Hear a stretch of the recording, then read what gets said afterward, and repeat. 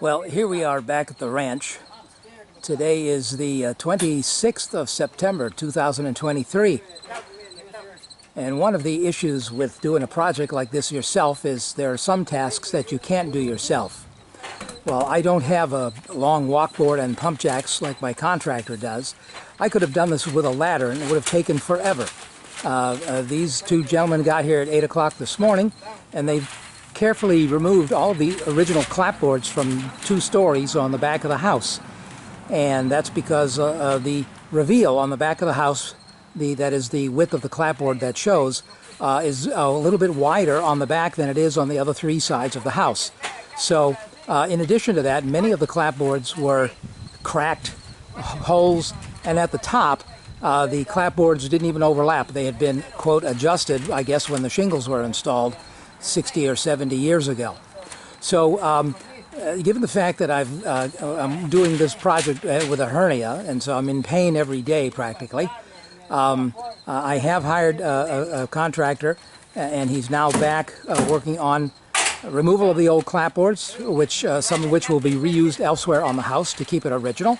And then this all will be sided with the Hardie siding, which is a cementitious clapboard. And that'll include the first and second floors here on the left, and the second floor above the porch, the far right, and the porch. So what they are doing now is they are putting up the Tyvek house wrap, and it is a pain in the ass to do this. I did this myself on the porch, and these rolls are 9 feet tall, so it's quite a problem to get them by yourself, especially. But even with 2 people, it's a bit tedious. So in any event, what you can see is my insulation scheme from the outside. So the dark wood are the original studs, and the lighter wood is the 1x2 fern strips that I located inside each stud cavity against the clapboards. So the foil that you're looking at is the exterior facing of my insulation board in every stud cavity, and where those diagonals are, that piece is cut triangular on the diagonal, and the piece above likewise. That's 2 separate pieces in that stud cavity there, not one.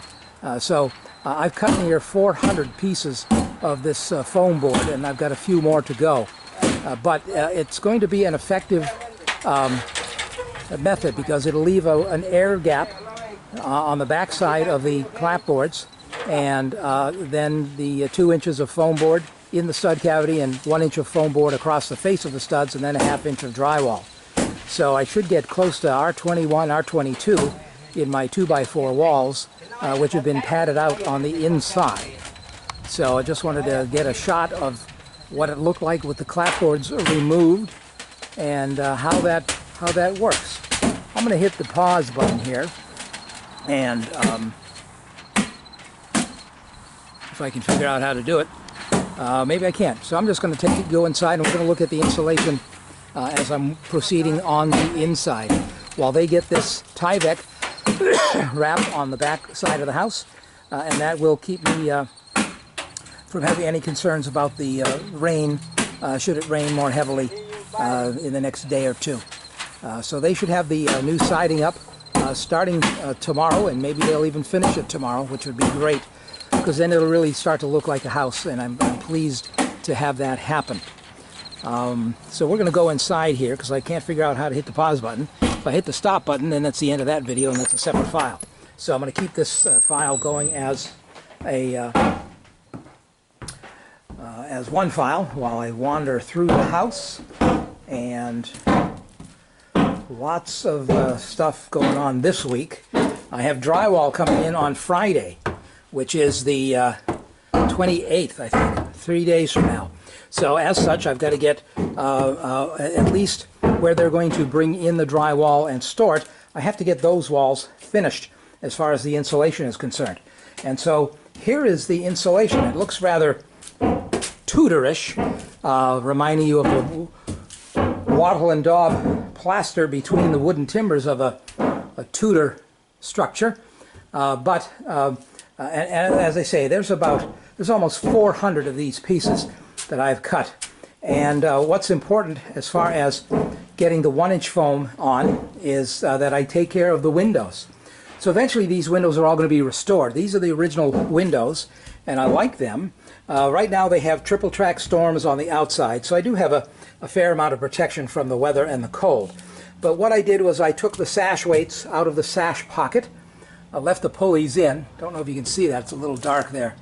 Let the camera adjust. But anyway, so I've got the foam, 2-inch foam board in the sash pocket cavities, so that's nice and tight. And down here at the bottom, I've got some foam rod insulation stuffed between the framing member and the major sill, and I'll do some of the same in these little corners here. So that'll make it pretty tight around the windows, and eventually the windows will get restored. They'll become a little bit tighter, and then I'll be making new storm windows for the outside using a double glazed gas filled sandwich in a custom built frame, and that'll give me 3 layers of glass, 2 filled with gas between, and then a gap between the storm and the original window, so they'll have an air gap or an air insulation, and then the inside glass itself. So it'll be triple glazing in effect. So over here I have again, this is the just the 2-inch board is installed. Let me pan around a little bit so you can get a better view. This window was a replacement window, and it's going to get replaced with an old window, just so I have all old windows on the front side of the house. The interior walls, of course, won't get any insulation, but if there's light enough here, hopefully we can see what's going on. So below, in the stairwell, the 2-inch foam board is installed in the stud cavities, and above, the 1-inch foam is installed across the face of the studs. So that gives me 3 inches of the polyisocyanurate rigid foam as my insulation, and just the 3 pieces of foam itself, we're talking about R18, R19. Plus the 1.5 inch air gap, the clapboards, the drywall. So I'm going to be very close to R21 in the walls, which is what the heating load calculation is based on. And I'm trying to do a very good job at getting all the nooks and crannies filled. You see, I've got little triangles. I've got, something like a parallelogram here. And again, most of the pieces are about 14 inches wide, but none of them, or few of them, are identical in width. This is an old house. They put in a 2-inch wide by 4-inch deep 2x4 stud, and if it was 1/8 of an inch off in one direction or the other, well, it didn't matter to them because the walls were going to be covered with lath and plaster. But here I'm going to be covering with drywall. So as you can see, the 1-inch foam board goes up in a single piece. So while I've cut these short, they're not 8 feet long as they come from the factory, but that's because I had a temporary platform in the stairwell, and I didn't remove that until I had gotten these 2 big pieces up, and the below I can get from the stairs. I don't need to have a platform.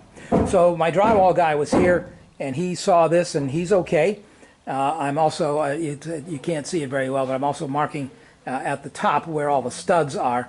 So when they do the sealing first of the drywall, then they can mark the ceiling sheet of drywall with where the stud in the wall is, because these pieces of foam are glued to the studs.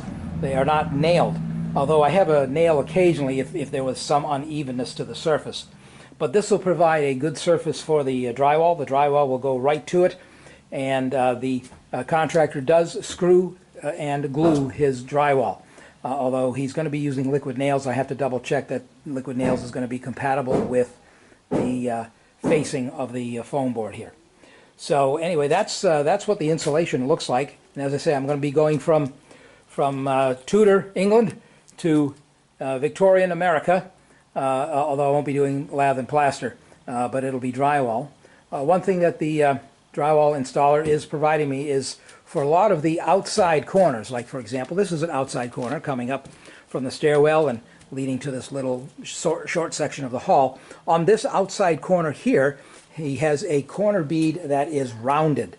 which would have been typical in a house like this from 1890. So it's a preformed plastic corner that gets fastened to the drywall to give you the effect of the rounded corner, which you would have seen done in plaster or wood back in 1890. So that's a nice little touch. And again, that'll be on all of the outside corners. So that's kind of the scoop on my insulation. And I'm taking the insulation up the attic stairwell. I've got the insulation all cut out. I haven't glued this yet in place.